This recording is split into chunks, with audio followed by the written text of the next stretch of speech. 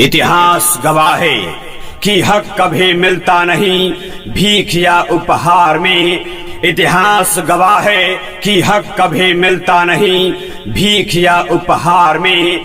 हक सदा मिलता रहा संघर्ष से संसार में।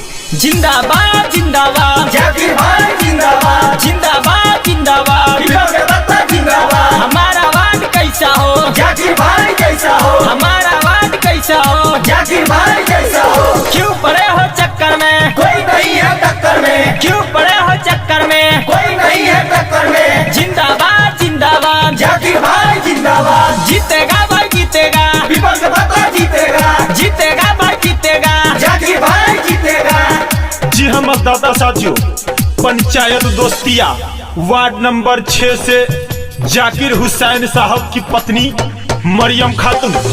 जी हाँ मतदाता साथियों, मरियम खातून का चुनाव चिन्ह है पीपल के पत्ता छाप, जो ईवीएम के क्रम संख्या 2 पर अंकित है। तो जी हाँ मतदाता साथियों, अपना एक कीमती वोट देकर मरियम खातून को विजय बनाए। धन्यवाद। सुनो हो चाचा सुनाए हो चाची, सुनो हो भैया सुनाए हो भाभी, बात एगो बतलावे के बा। सुनो हो चाचा सुनाए हो चाची, सुनो हो भैया सुनाए हो भाभी, बात एगो बतलावे के बा। उनके वार्ड बनावे के बा, भाई जाकिर जी के जितावे के बा। उनके वार्ड बनावे के बा, भाई जाकिर जी के जितावे के बा।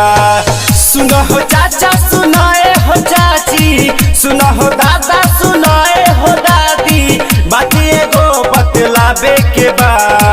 उनके वार्ड बनावे के बा, भाई जाकिर जी के जितावे के बा। उनके वार्ड बनावे के बा, भाई जाकिर जी के जितावे के बा। जिंदगी की असली उड़ान अभी बाकी है, जिंदगी की असली उड़ान अभी बाकी है। इरादों का इम्तिहान अभी बाकी है। अभी तो नापी है मुट्ठी भर जमीन, अभी तो नापी है मुट्ठी भर जमीन, सारा आसमान अभी बाकी है। जिंदाबाद जिंदाबाद जाकिर भाई जिंदाबाद, जिंदाबाद जिंदाबाद विकास के बत्ता जिंदाबाद। हमारा वार्ड कैसा हो, जाकिर भाई कैसा हो, हमारा वार्ड कैसा हो, जाकिर भाई कैसा हो। 6 नंबर वार्ड में होई खूब विकास हो। एक बार इनके पचाचा करो विश्वास हो। ए भैया 6 नंबर वार्ड में होई खूब विकास हो। एक बार इनके भैया करो विश्वास हो। जितना बा योजना सरकारी ओकर लाभ उठावे के बा। उनके वार्ड बनावे के बा, भाई जाकिर जी के जितावे के बा। उनके वार्ड बनावे के बा, भाई जाकिर जी के जितावे के बा।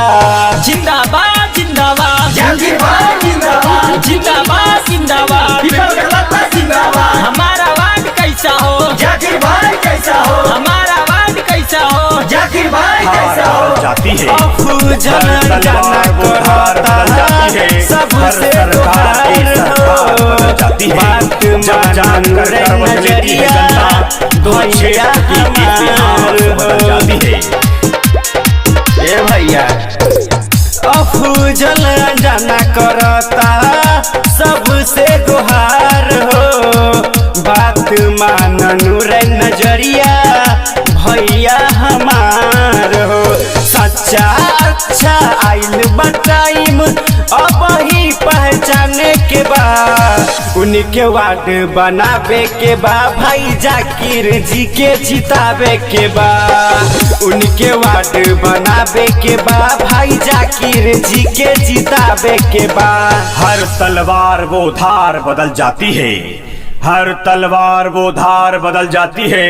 हर सरकार की सरकार बदल जाती है। जब जाग कर करवट लेती है जनता, तो क्षेत्र की इतिहास बदल जाती है।